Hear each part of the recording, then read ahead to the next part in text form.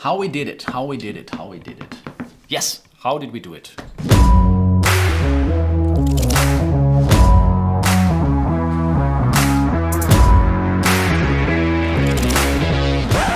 Loco.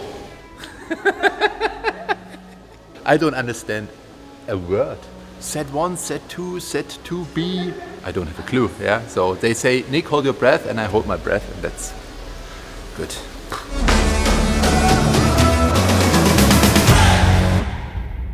Well, this is Flo from Behind the Mask, and in this video I would like to disclose to you how we did it.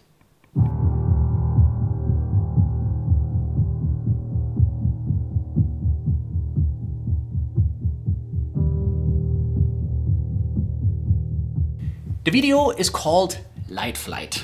You can find it on our YouTube channel. It shows Nick Linder, very nice guy, freediving world champion, who doesn't know him, diving down in a perfect free dive to the bottom, which is at 42 meters of one of the deepest pools in the world, y40 in Italy.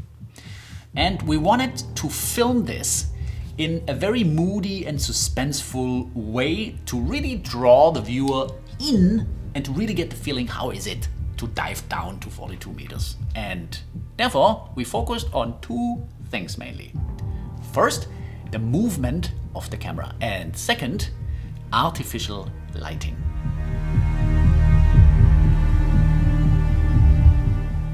Ever wondered how to film a freediver from the front going backwards? I mean, in this case, let's think we go down. How do you film this?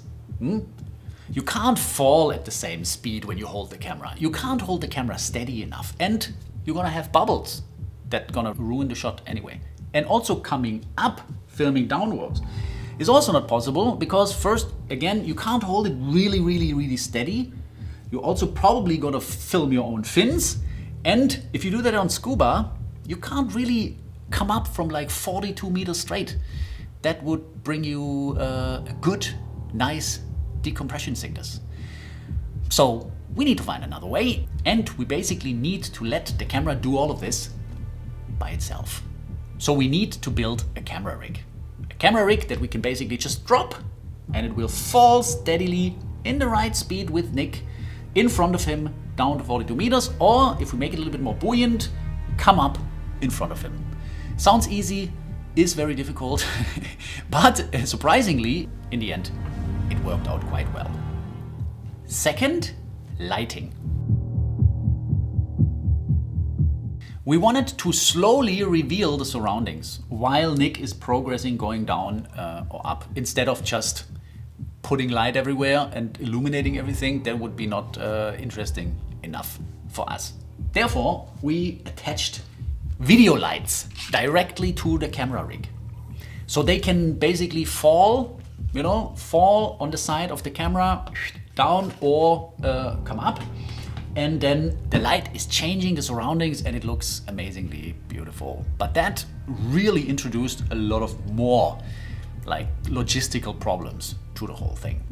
First of all, think about it. 42 meters. Every time we sink the camera in front of Nick, it will end on the bottom and we will have to pick it up. Every time we do that, it's a deep dive. Oh, how long will it take? And cut. He says, okay, there are some settings where you don't have to do anything. It's always a lie. I can lay there on my mat and sleep. I already regret saying that. But now it turns out, no, the little freediver has to get down to 30 meters, pick up the camera, because the scuba divers can't do it. Also, we need a lot of time to fine-tune the rig and to get everything perfectly set up. So in the end, we have like 4 or 5 times a day that we can actually really make a diving and filming attempt. And also, think about batteries.